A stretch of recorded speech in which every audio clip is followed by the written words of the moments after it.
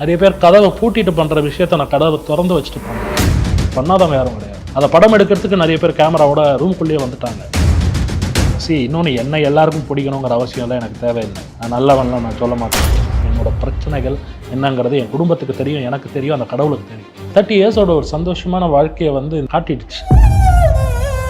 வெளியே பேசாமல் உள்ள நம்ம வைக்க that will be very dangerous. எங்கேயோ ஒரு இடத்துல அட்லீஸ்ட் பாத்ரூமில் போய் அழுதுடணும்.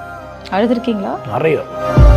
நிறைய அழுதுருக்கேன். சுத்தமாக அட்டைக்கு அழுதுருக்கேன். நான் யார் வம்புக்கும் போக மாட்டேன்.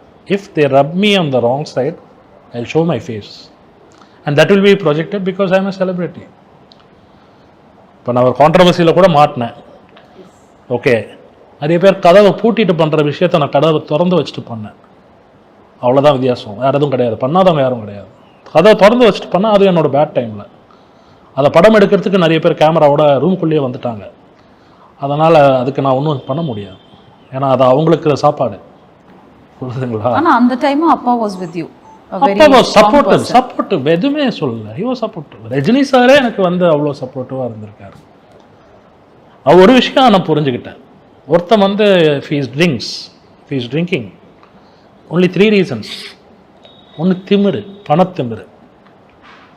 போடா, லைஃப்பில் ரெஸ்பான்சிபிலிட்டி கிடையாது.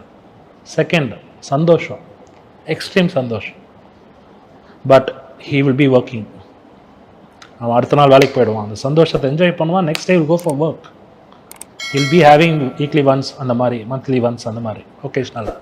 மூணாவது, சந்தர்ப்ப சூழ்நிலை, கோவம், துக்கம், ஃப்ரஸ்ட்ரேஷன், டிப்ரெஷன். இதுதான் அவன் நிறுத்துறது கஷ்டம்.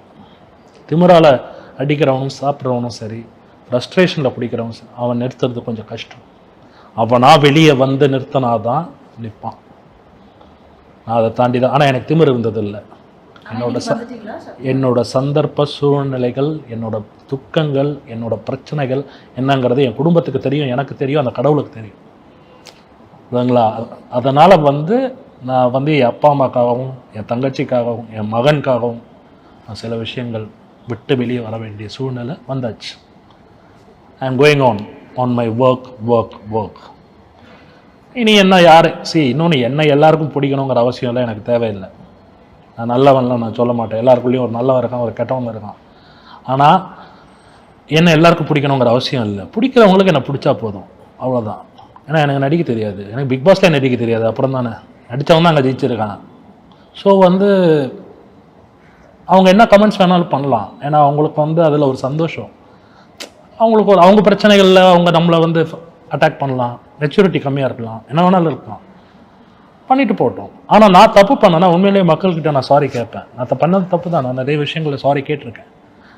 புரியுதுங்களா? பட் அது என்னோட சூழ்நிலை என்னங்கிறது எனக்கு தான் தெரியும். அதை நான் வந்து போய் பப்ளிக்காக எல்லாருக்கிட்டையும் சொல்லிட்டு இருக்க முடியாது.